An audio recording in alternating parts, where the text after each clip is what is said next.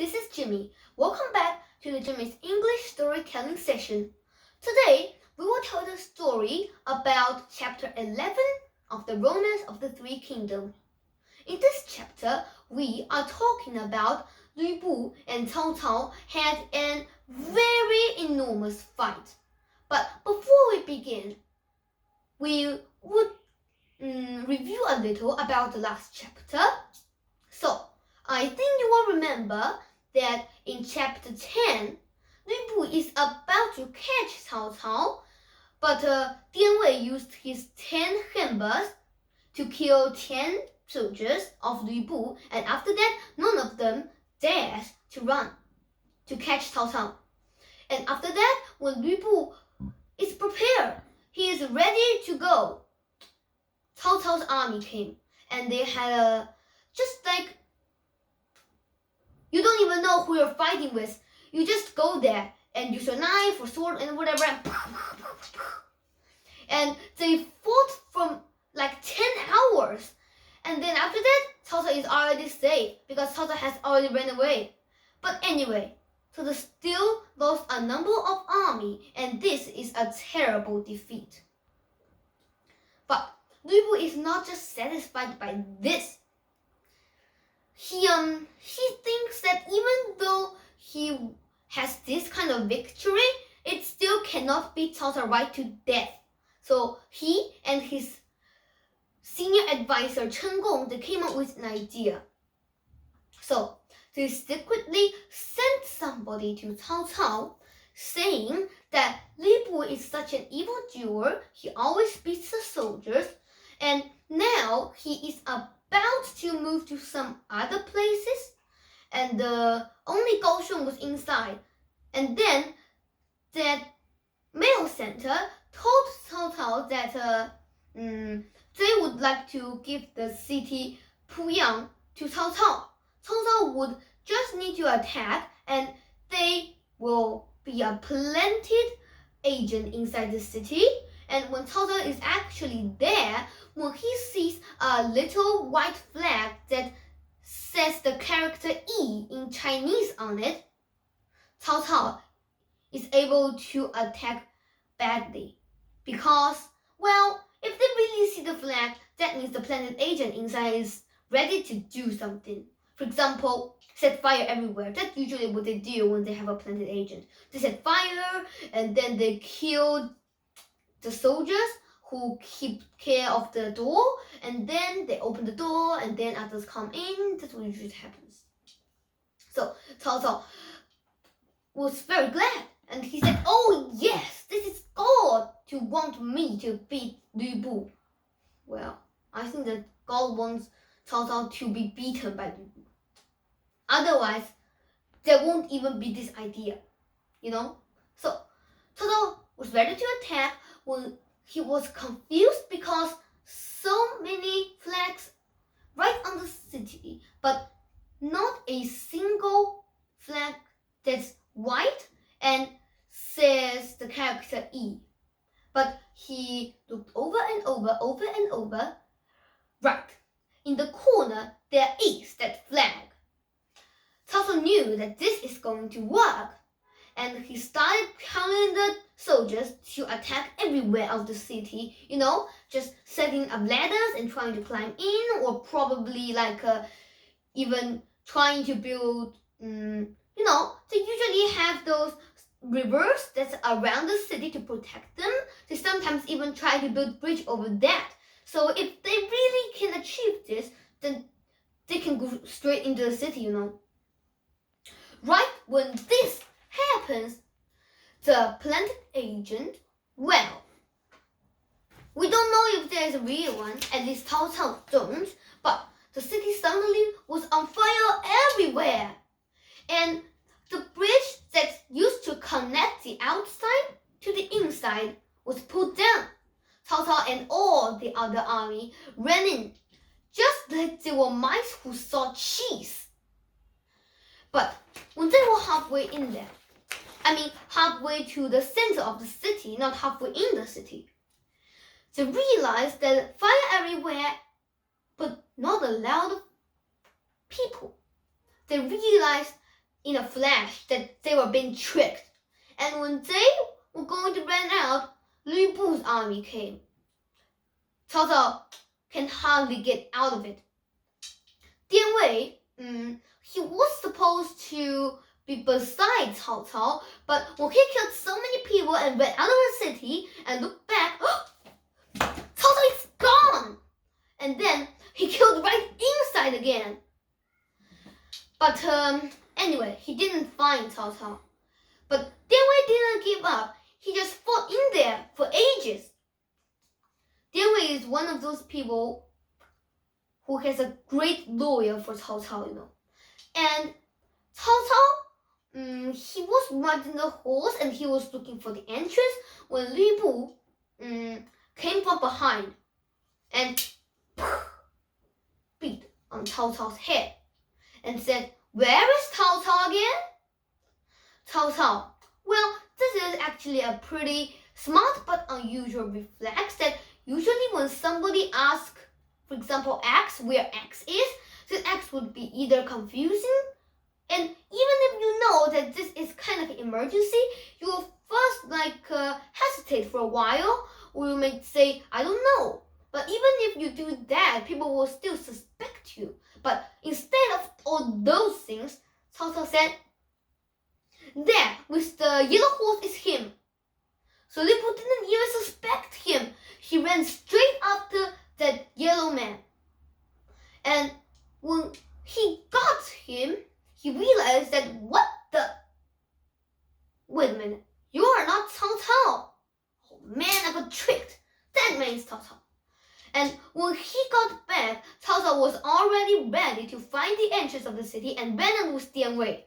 Lu Bu this time still wanted to go and chase, but the rest of the army of Cao Cao came to help. Anyways, again, Cao Cao was defeated badly and Lu Bu has another victory. But Cao Cao is not somebody who can give up just because of this.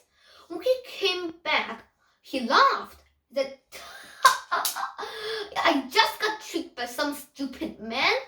I will give it back to him.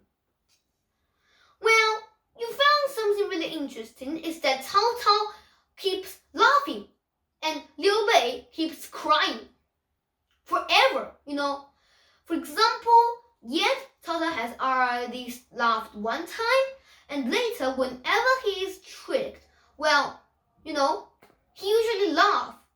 Even when he was forced into the road Hua Rong, he still laughed for 3 times. But Liu Bei is always crying.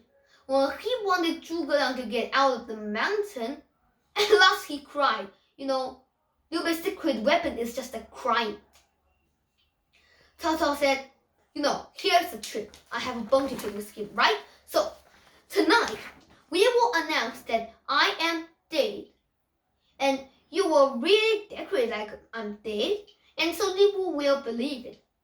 And he will come here and he will try to take over this place. But we will have troops in ambush. And when he comes, we will beat him back. Good, isn't it? Gu Zhi said, wow, terrific idea. We're doing it tonight. And so they did. Lu Bu heard a lot of people said, did you hear that? Cao Cao is dead. Dead? Really? And he asked a lot of other senior advisors and they all said yes. So Lu Bu, of course, just like Cao Cao predicted, said, great. Look, tonight we're gonna attack them secretly and we'll take over that house that they used to hide all sorts of rice and soldiers in and weapons, Tonight we are going there because the soldiers are all set for Cao Cao and there is no way they are going to fight with all their strength. Right.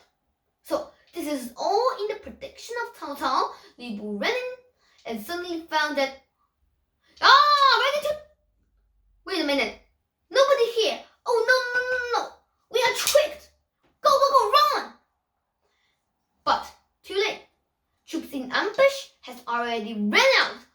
And after a very big fighting, Lu Bu still ran away. But have one from 3 armies that he used to have, So, yes, well, in this year, they do not provide a lot of rice, and because of that, they are just like settled back to their own place and they stopped fighting. They just for a while, So, we talk about some other subjects. We cannot talk about fighting all the time. Even though some words do include a lot of fighting, the Romance of the Three Kingdoms, is still intelligent. You can also have a lot of intelligence, have a lot of ideas in reading this kind of book. So now, Tao Qian, as I mentioned last time, that the man who sent Zhang Kai to protect Cao Song, Cao Cao's father, but Zhang Kai killed Cao Song instead and ran away, So, as the last time, Liu Bei saved Tao Qian. And now Tao Qian is going to give Liu Bei the Perfected Shoe again. And Liu Bei said no. And Tao Qian said, you have to get this. Liu Bei said no again. And Tao Qian said, oh please, Liu Bei, just take this. Liu Bei said, no. I'm not gonna do this. I'm just here to help you. I cannot take over the city. That makes no sense, and that takes everybody to laugh at me. Tao Qian pointed at his heart and died. So after that, when Liu Bei is ready to, get out, all the citizens, they lied on the ground and cried. If Liu Bei doesn't take the city, we are all ruined.